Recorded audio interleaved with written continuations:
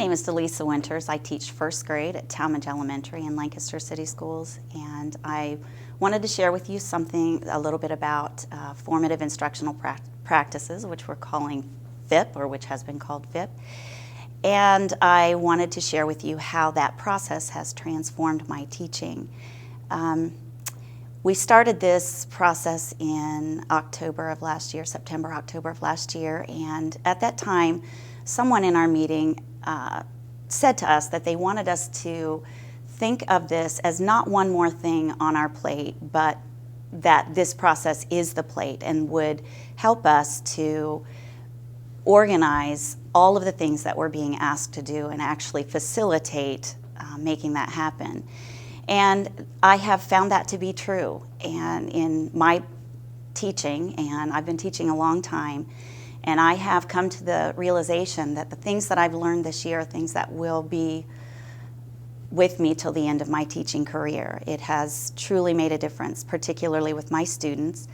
My students are now capable of not only understanding what the learning target is, they can be questioned on that target and will be able to answer exactly what it is we're learning about, but they'll also be able to tell you where they think they are on the journey to having mastered that learning target. And I think that is a significant part of FIP, or formative instructional practices. We were talking about FIP and what it means to us, and probably how it's changed our instruction and the students' achievement in our classroom. Right. And I know you were discussing really what you've seen in yourself as a teacher and how that's changed. Yeah, my teaching has changed a lot in that I'm focusing more on the standard, that deconstructing the standards that we've been doing to make them more user-friendly for us.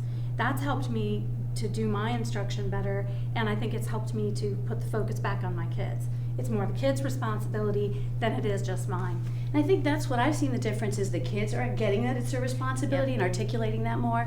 In the past, I was always on top of what needs to be on the proficiency first, and then it was the achievement.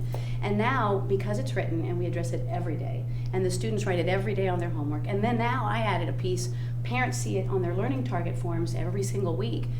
I can communicate with the parents, and now they know what those crazy standards start to look like.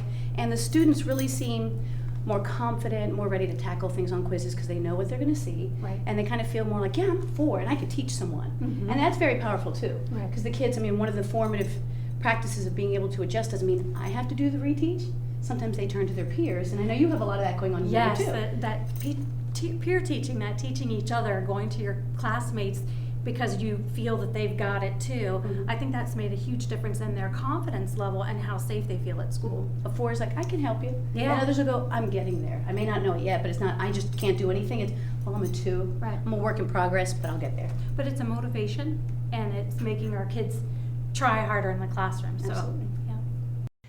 Formative instructional practices have really impacted my teaching.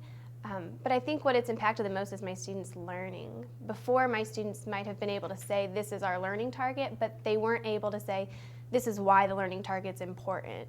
Now, if you walk into my kindergarten classroom, they can tell you what our learning target is, why it's important, and where we're going. And it gives them that sense of ownership and motivation. They want to come in and say, I've hit my learning target. I know why this is important. And they feel that accomplishment when they've mastered a task and now they're ready to go on to the next one. So I think above all things, it's really impacted my students' learning for the better.